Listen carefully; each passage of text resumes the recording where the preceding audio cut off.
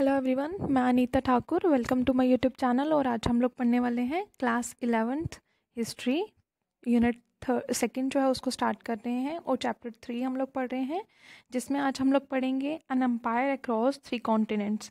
आज हम लोग एक ऐसे एम्पायर के बारे में पढ़ेंगे जो तीनों कॉन्टिनेंट को जिसने कवर कर रखा था।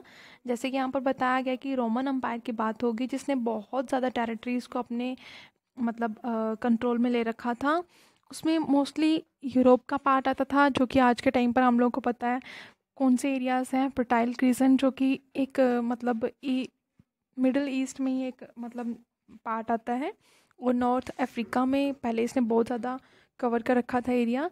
और इस चैप्टर में आप लोग डिस्कस करोगे कि हम डिस्कस करेंगे यहाँ पे कि कौन कौन से तरीके अपनाए गए उस एम्पायर को ऑर्गेनाइज करने के लिए, और कौन कौन से पॉलिटिकल फोर्सेस का यूज़ किया गया कि अपनी डेस्टिनी, अपने फ्यूचर को थोड़ा शेप करा जा सके। और ये जो सोशल ग्रुप्स थे जिसमें बहुत सारे लोग जो थे उनको डिवाइड कर दिया गया।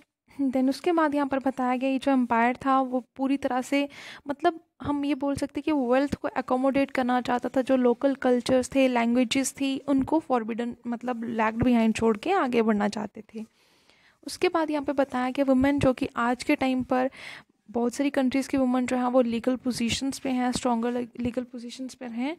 तो उसके बाद यहाँ पर क्या बताया गया कि उनको इतनी ज़्यादा किसी भी तरह के राइट्स जो थे वो बिल्कुल भी नहीं मिल रहे थे।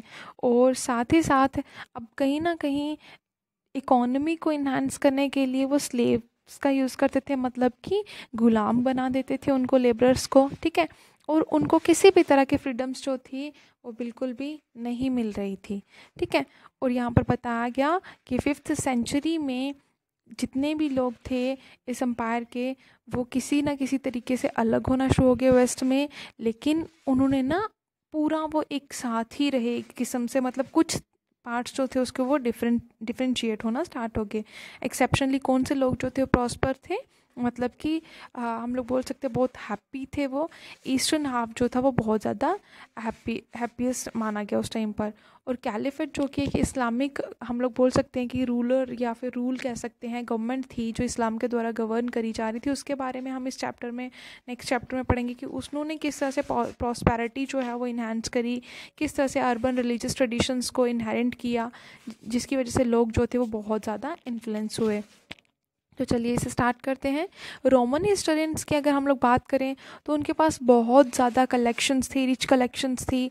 उन्हें बहुत सारे सोर्सेज लगा के 3 तरह के ग्रुप्स बना रखे थे, जिसमें वो रोमन हिस्ट्रीज़ को, रोमन एम्पायर को स्टडी करना चाहते थे या बता रहे थे। वो फर्स्ट बताया उन्होंने टेक्स्ट, दूसरा बताया डॉक्यूमेंट्स, और थर्ड बताया मटेरियल रिमेन्स, ठीक है।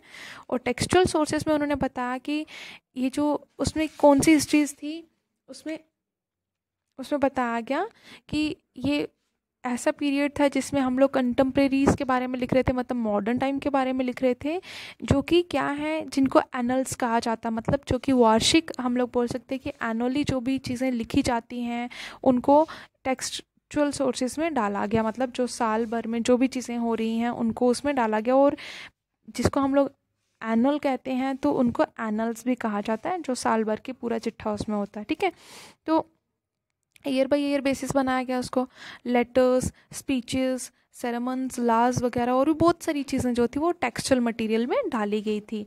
अब डॉक्यूमेंट्री सोर्सेज जो कि सेकंड पार्ट था, उसमें क्या डाला गया, उसमें डाली गई इंस्क्रिप्शंस एंड पपारी, ठीक है। अब ये क्या थी, ये कुछ इंस्क्रिप्शंस तो आप लोगों को पता ही है क्या होती है, कि शिलालेख जिसमें लिखा जाएगा वो ऐसी चीज़, ठीक है। पपारी ऐसा मटीरियल है एक, कि लिखने के लिए मटीरियल बहुत ज़रूरी होता है।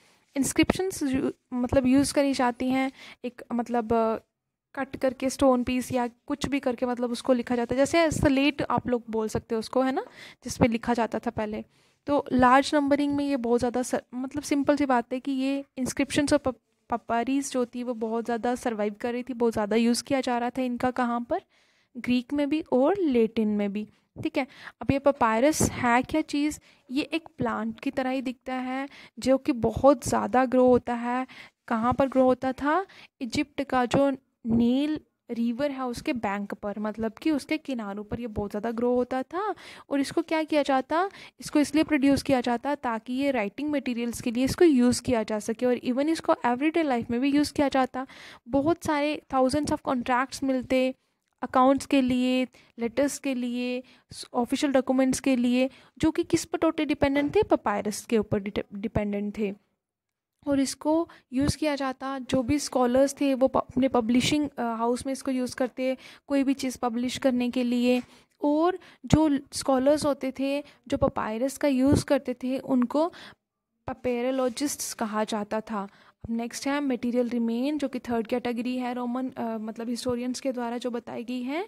उसमें बताया गया कि असॉर्टमेंट जो थी, मतलब जो डेकोरेशन की चीज़ें थी, जिसे हम लोग बोल सकते हैं कि अलग अलग चीज़ें जिससे आर्कियोलॉजिस्ट जो थे वो डिस्कवर करके लाते, मतलब एक्सकवेट करके या फील्ड सर्वे करके उन चीज़ों को लाते, जिनसे हम लोग ना मतलब ये पता कर सकते कि पास्ट में ये चीज़ें कौन सी जगह से, जैसे सिंपल सी बात है कि जब हम लोग बात करते हैं कि जो मतलब पैसे हैं उन पर जो भी चीज़ें वहाँ पे इंसर्ट करी गई हैं, मॉन्यूमेंट्स है या कुछ भी चीज़ें, ठीक है, तो वो कहीं ना कहीं हमें ये बताती है कि पास्ट में ये चीज़ें थी और आज भी वो चीज़ें जो हैं वो हमारे साथ चल रही हैं। और कहीं ना कहीं हम उन्हें ये करते हैं कि मतलब डेली लाइफ में भी हमें उन चीज़ों के बारे में थोड़ा बहुत पता होना चाहिए। बिल्डिंग्स होगी, मॉन्यूमेंट्स होगी और अदर काइंड्स ऑफ स्ट्रक्चर्स जो कि पास्ट में ही बनाए गए थे, पॉटरी वगैरह हो गया, और कॉइन्स हो गए, मोसाइक्स हो गए, और ये लैंडस्केप्स के बारे में जैसे फोटोग्राफी, एरियल फोटोग्राफी करने के बाद ही उन्हें ये सारी चीज़ें जो है वो गेन हो सकती हैं। और भी बहुत सारे सोर्सेज हैं जिनके बारे में हम लोग बात करेंगे कि पास्ट में कौन कौन से सोर्सेज यूज़ किए जाते थे, अलग अलग तरह के, या फिर टेक्सचुअल रिटन मटेरियल हो गया, डॉक्यूमेंट्री हो गया। तो मतलब ये सारी चीज़ें हम लोगों को यहीं से पता चलेंगी कि हिस्टोरियंस कौन कौन से स्किल्स को यूज़ करते थे, किस तरह पर उन पर डिपेंडेंट थे, कि अपने मतलब हम लोग बोल सकते हैं कि अपने नॉलेज को एक्सप्लोर करने के लिए वो बहुत सारे वेज यूज़ करते थे, जिससे कि वो ज़्यादा से ज़्यादा नॉलेज जो है वो एक्वायर कर पाएँ। I think it's enough for today. Thanks for listening and stay blessed always.